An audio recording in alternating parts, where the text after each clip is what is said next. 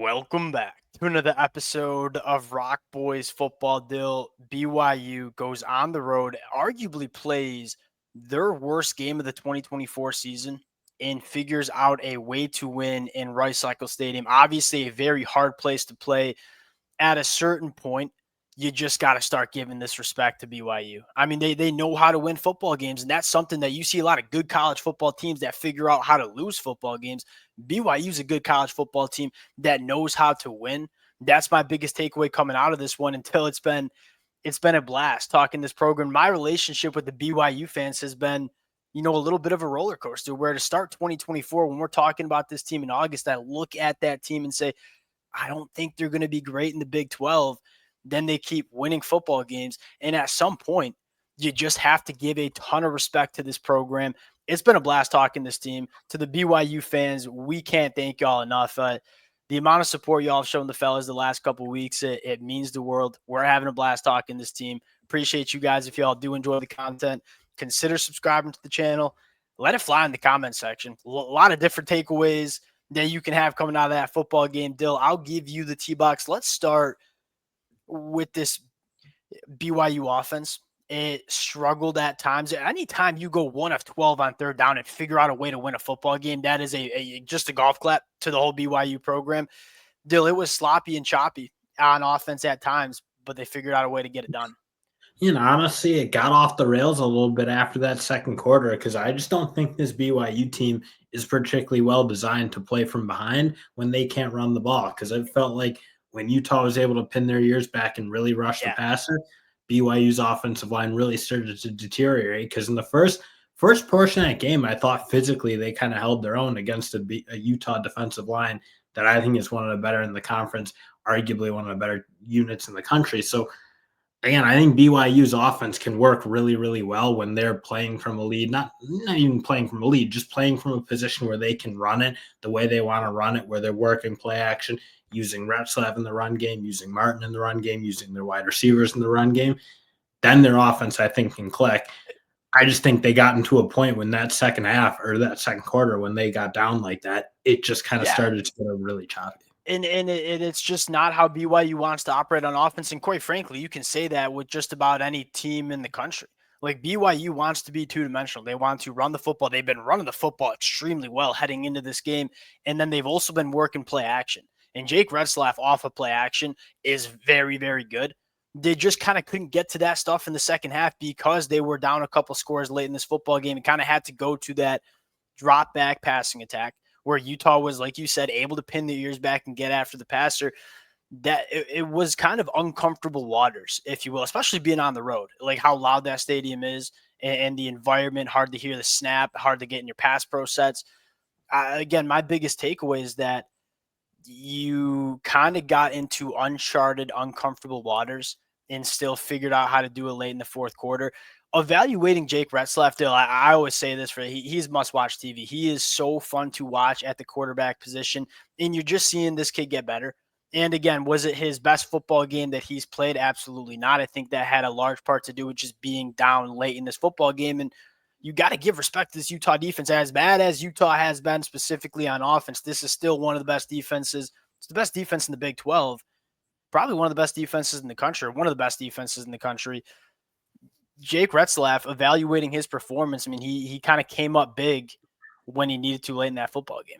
He didn't make any really key mistakes. I think that's a big part of like BYU making some of the things happen because like BYU on the other side of the ball is able to capitalize on quarterback mistakes. Retzlaff, if he's not going to give teams anything, BYU is going to get their chances and take the ball away on defense. I think they can play. I mean, obviously they play really good football when they do it that way. And even though you kind of said it, like I don't think they played a particularly great game on offense. And that wasn't just Retzlaff. I didn't think the wide receivers played incredibly well, especially in the first half of that football game. A couple of key drops. Like to play that unclean, let's say, against Utah at home and still be able to find ways to win. I think that does show you some of the individual talent and the special like gifts, if you will, that Retzlaff has in terms of his ability to, when things aren't going particularly well, still make enough happen to win a really tough This game. kid's the difference maker. And what we've talked about Jake Retzlaff over the last couple of weeks is you're seeing that, kind of learning curve where he's still being a difference maker. He's still making big-time throws. He's getting outside the pocket, but the turnovers are becoming less and less. That's been a key part of BYU winning these football games. They're dominating the turnover margin every single week. I know there's some nerds that like to, these college football analytic nerds like to say turnovers are just luck. But how can you keep saying it's just luck when BYU continues to force 3+ turnovers every single week? Like, at some point, you just got to give a ton of respect to this BYU team in terms of what they can do winning the turnover margin. If there's one thing that you have to clean up going into the back half of November, can't take the negative plays. And we talk about it. Like, BYU doesn't want to have to rely on the drop back passing attack. That's just not you doesn't put you in a position to utilize some of your best pieces on offense, specifically Jake Retzlaff, what he can do with his legs. They had 3 sacks, 10 tackles for loss. And BYU consistently found themselves behind the chains. That's why they're so bad. They were so bad on third down.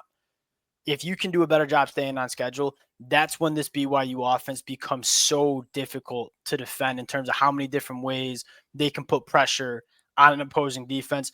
Dill, flipping the sides. Massive shout out to Jay Hill. Broyles Award winner, in my opinion. This defense is playing some really good football. They did not play great football in the first half. They had some sloppy run fits. And then, you got to give credit. Like, Rose came in and made some really good throws early in this football game. The second half adjustments, elite for BYU. I mean, Utah, I know you can complain about that penalty late in the football game. At the end of the day, Utah had 75 yards of total offense in the second half. You can't complain about one call when you couldn't move the football all second half. And I think BYU and Jay Hill came out in the second half, and the second half adjustments were elite for this BYU defense. Yeah, and I like when they play a little bit more aggressive with their linebackers, because one big issue BYU has on defense is their defensive line doesn't really rush the passer on their own. When they start to get their linebackers and safeties, and they dialed some blitzes up, I thought, in that second half, you started to see Brendan Rose get a little more uncomfortable. And I mean, for the first half, for a guy who, again, not like someone you expect even to see in this football game, Rose played good football. You kind of said it. Like, I don't necessarily think BYU played bad. I don't think they affected him enough. That was probably the big issue. But they didn't play terrible. He just made the throws that were there. I mean, he made good throws. That throw to Dorian Singer, like, that's a really good throw. I mean, he made them. And then in the second half, I think BYU really tried to, like, a little bit more aggressive, maybe higher risk. But I do think that's a little bit how BYU probably has to play, because their defensive line just doesn't make a big enough impact, I don't think, on their own. That's how they should play, because I think BYU fans recognize that front four in terms of the pass rush. It's not elite, right? It's not like what you see that South Carolina has, but you got defensive backs that can hold up on islands. And so, like, you're comfortable, if you're Jay Hill, sending backers and safeties, leaving your defensive backs on some islands and man coverage, because you have the guys to do that. This is one of the best secondaries that we see in the country. If you can't get after the passer with your front four, start dialing it up a little bit and lean on that secondary to hold up in space on their islands. And they can do that. You have that luxury if you're BYU. That's kind of my biggest take, is I think, like, this team didn't play very good. So, and it's hard to go to Rice Cycle Stadium, not play good, go 1-12 on third downs, and win a football game. BYU did that. We talk about it all the time. This is college football. You're not going to play good football every single week. The weeks where you don't play good football, can you find a way to win? BYU did that Saturday night. Massive win for the people have criticized teams in the past for that, like Washington last year, TCU in 2022. It's like, we've seen this, like, national, they're playing all these games close. Now, certainly probably I mean, I get into that mode a little bit too. I feel like, they're not blowing teams out like an Ohio State or a Georgia, like a peak Georgia or an Alabama. Like, again, if you're just winning games and you get into these dogfights in every position you're in, you find a way to come out like that. That obviously matters. And again, people like seeing the blowouts. People like seeing you roll teams over. And BYU hasn't always done that this year.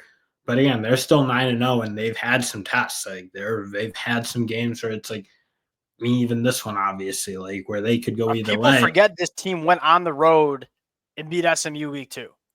That's the top 15 team in the country. And I know they didn't have Kevin Jennings as the starting quarterback at time. That is still a really good win. Like, this BYU team is more battle tested than people like to give them credit for.